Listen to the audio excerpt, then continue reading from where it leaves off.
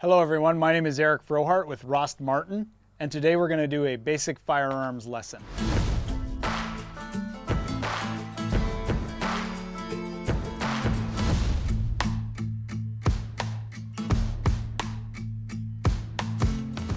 All right, the next fundamental we're going to talk about is our sight alignment and our sight picture. So our sight alignment is the relationship between our front and our rear sight, and our sight picture is how that relationship lines up to what we're shooting at, okay? With our sight alignment, very simply, with iron sights, we're gonna want that front sight to be centered and aligned with the rear sight. So what that means is it's equidistant between both those rear sights, and it's centered up and down. There should be equal space between the right and the left side of that front sight, and it shouldn't be pointing up or pointing down. It should be leveled across the top, right? That's how it's going to look. Now, some of our sights are going to have dots on them, right? You might see a dot on the front sight and a dot on both of the rear sight, and that can change your point of aim, point of impact. Some of these guns and some of these sights come to where that bullet is going to hit on the dot, right? Some of them come where that bullet's going to hit right on the top of that front sight post. It's up to you to know your point of aim and your point of impact, and it can change, by ammunition and things like that. Generally speaking, if you're 20 yards and closer, it's going to be about the same no matter what.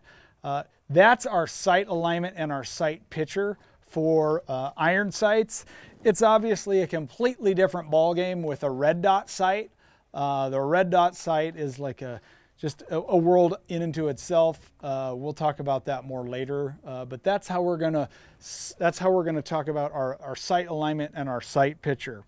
The other thing we want to think about is what we focus on.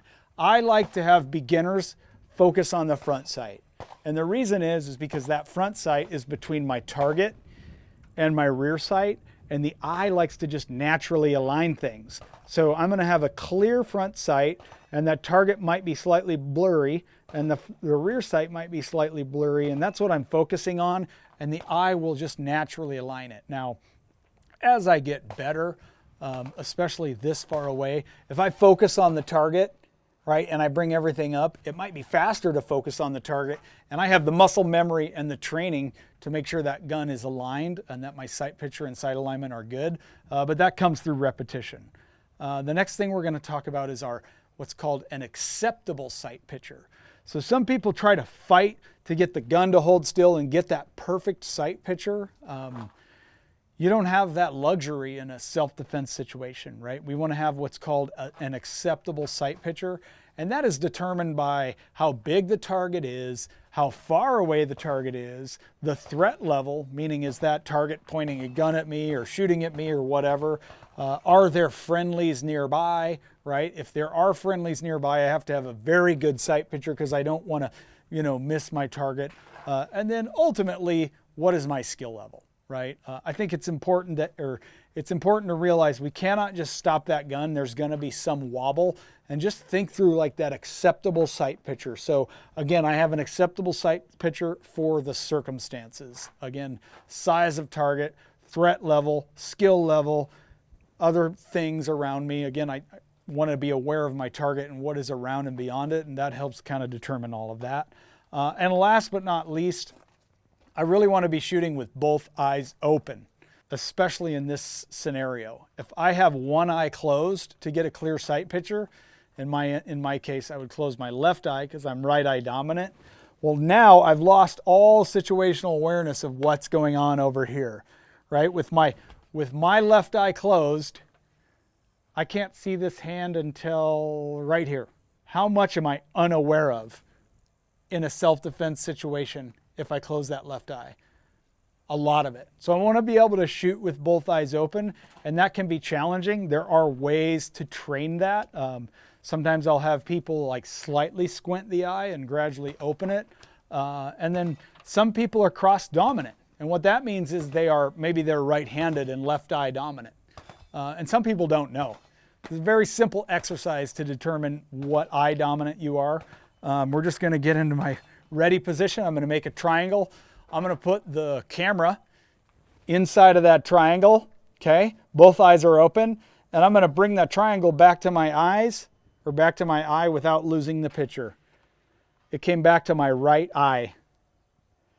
I'm going to try it to the other eye now, and I'll notice like, oh, I lost it, right? I lost it the second I crossed the, where my vision crosses right there. So now I know that I'm right eye dominant. Another way of doing it, point your finger out at your target. Okay, both eyes are open, my finger's at the target.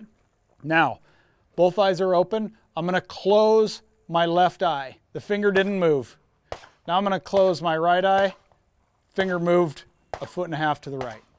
So that's going to tell me if I'm right or left eye dominant. Most people, if they're right-handed, are going to be right eye dominant, or left-handed, they're going to be left eye dominant. About 30% or so of people are what's called cross dominant, and that might mean that they're right-handed and left eye dominant. There's some things that you can do. I strongly recommend still being able to shoot with both eyes open. Don't try to close the other eye. Again, for that reason I talked about, because then I can't see anything. I've seen it taught a couple of different ways. Some people will tell you to cant the gun a little bit. That can work, right? The problem with that, though, is the gun tends to recoil in this direction, right, instead of straight up and down. I like just having people, like, quite simply, just move the gun over to the other eye, right? So I'm just going to, instead of having it behind this eye, I'm just going to move it over to this eye and keep the gun up and down, right? It's a little more challenging. You just have to do the reps to make it kind of second nature.